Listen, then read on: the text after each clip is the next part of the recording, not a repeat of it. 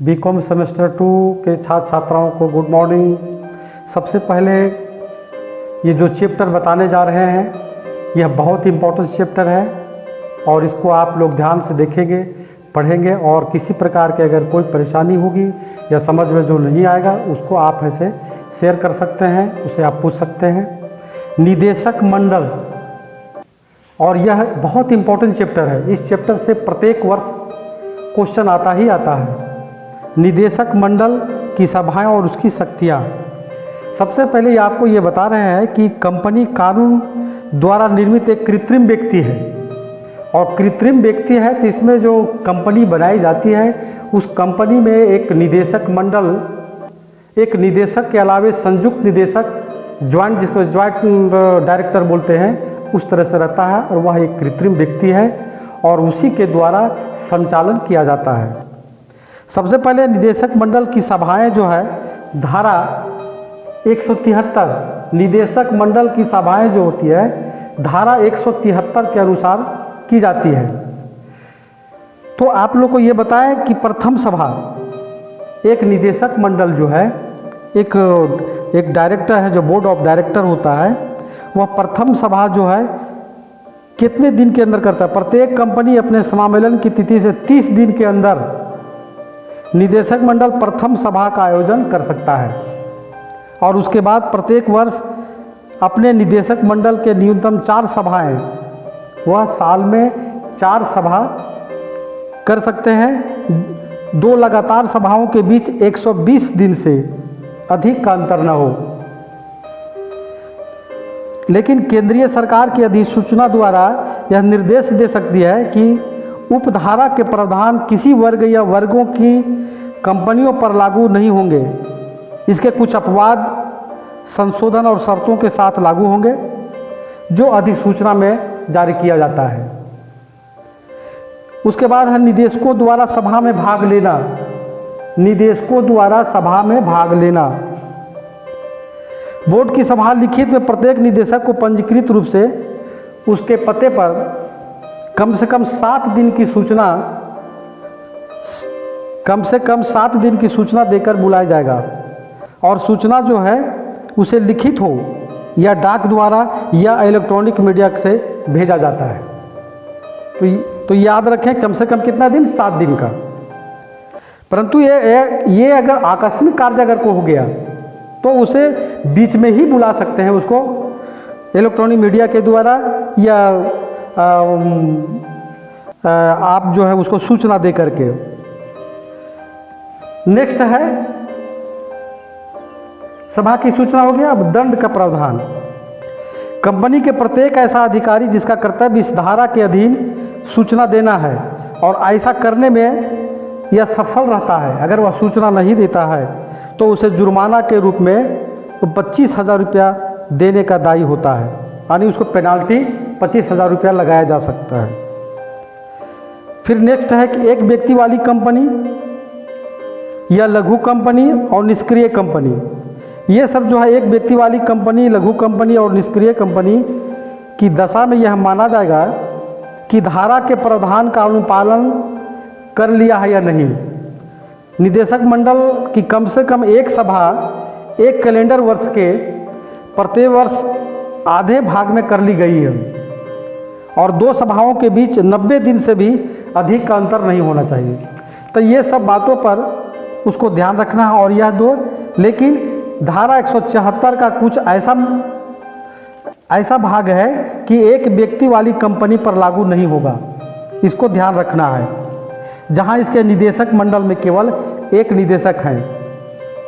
इस प्रकार जब हम देखते हैं कि निदेशक मंडल की शक्तियां, जो धारा 179, निदेशक मंडल की जो शक्तियां, power of board of directors, वो जो है एक्ट 179 के तहत आता है। अब इसमें क्या क्या है, उसका क्या क्या पावर है ये सुनिए। तो किसी कंपनी का निदेशक मंडल ऐसी सभी शक्तियों का प्रयोग और ऐसे सभी कार्यों को बातों करने का अधिकारी होगा। इनका प्रयोग करने के लिए कंपनी उसको अधिकृत करती है और वह, परंतु ऐसी शक्ति का प्रयोग करने में या ऐसा कार्य करने में मंडल इस निमित्त अधिनियम में या कंपनी के पार्षद सीमा नियम या पार्षद अंतर नियम या किन्हीं ऐसे विनियमों में जो इसका विरोध नहीं हुआ है और कंपनी द्वारा साधारण सभाओं में बनाए गए नियमों का पालन किया गया है, स्वीकृति दी गई है, उसी के अंतर्गत वह कर सकता है। दूसरा है कि बोर्ड ऑफ डायरेक्टर का क्या पावर है। दूसरा है कि साधारण सभा में कंपनी द्वारा बनाया गया कोई भी नियम मंडल के ऐसे किसी पूर्व कार्य को अमान्य नहीं करेगा। यानी जो बनाया गया नियम है वह अपने मन से बोर्ड ऑफ डायरेक्टर उसको अमान्य नहीं करेगा, उसको मानना है।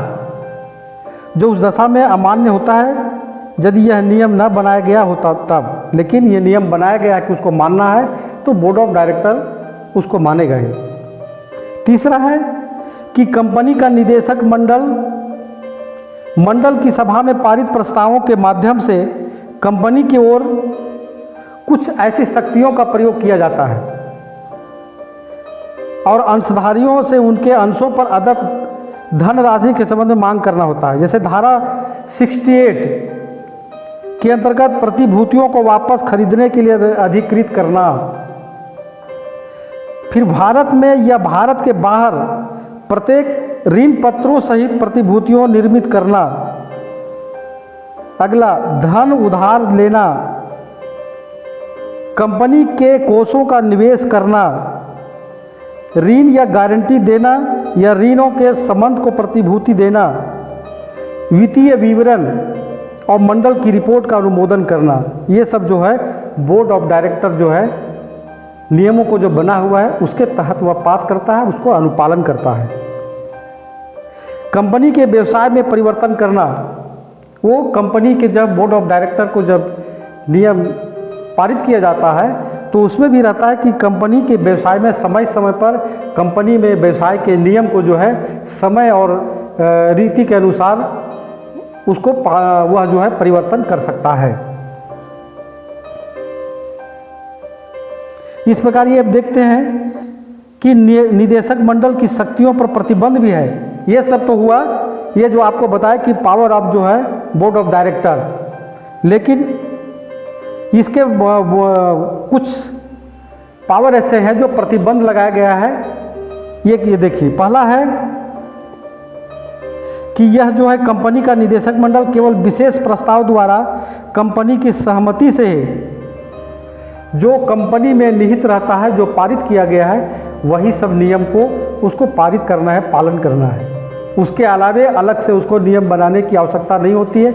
और जब वह अलग से व्यवसाय में परिवर्तन करता है तो कंपनी की बोर्ड ऑफ डायरेक्टर की बैठक होती है, समामेलन कंपनी की बैठक होती है और उसके बाद वह अलग नियम बनाकर पारित कर सकता है। दूसरा है कि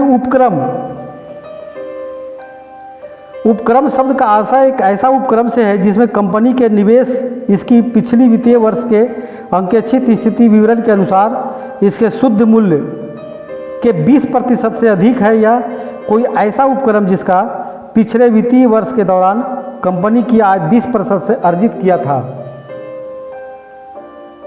यह हो गया उपक्रम। उसके बाद फिर है साधारण सभा में कंपनी द्वारा उपधारा जो है वह निदेशक मंडल द्वारा पारित प्रत्येक विशेष प्रस्ताव में कुल राशि, यानी विशेष प्रस्ताव पारित करा करके ही लेना। उसके बाद है कि लेन देन हेतु सहमति देने के लिए कंपनी द्वारा पारित कोई विशेष प्रस्ताव जो उपधारा 1 के वाक्यांश ए में निर्दिष्ट है, ऐसी शर्तों को अनुबंधित कर सकेगा जो ऐसा प्रस्ताव में निर्दिष्ट किया गया है कि लेन देनों के परिणाम स्वरूप प्राप्त हो, उपयोग निवेशक से संबंधित शर्तें भी उसमें निहित रहता है।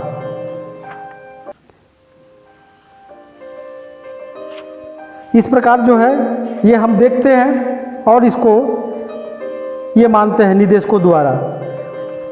एक आप लोग को और भी बताएंगे कि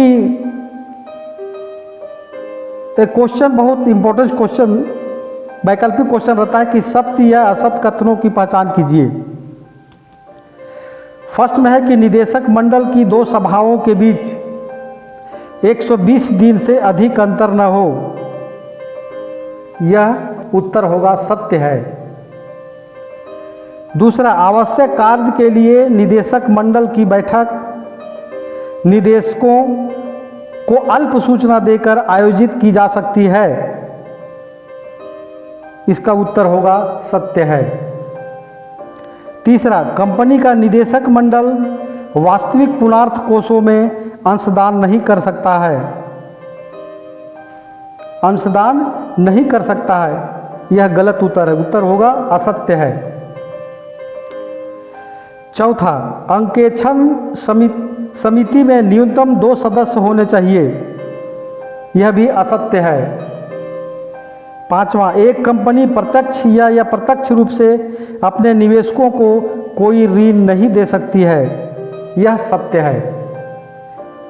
इस प्रकार से आप लोग जो है ऑब्जेक्टिव क्वेश्चन, लघु उत्तरीय क्वेश्चन, दीर्घ उत्तरीय क्वेश्चन और छोटे छोटे टिप्पणियाँ इस तरह से आता है। यह बहुत ही इंपॉर्टेंट चैप्टर है, इसको विशेष जो है आप लोग ध्यान से चैप्टर को देखेंगे और इसमें किसी प्रकार के जो त्रुटि होगी या किसको समझ में नहीं आएगा उससे आप लोग पूछताछ कर सकते हैं। धन्यवाद।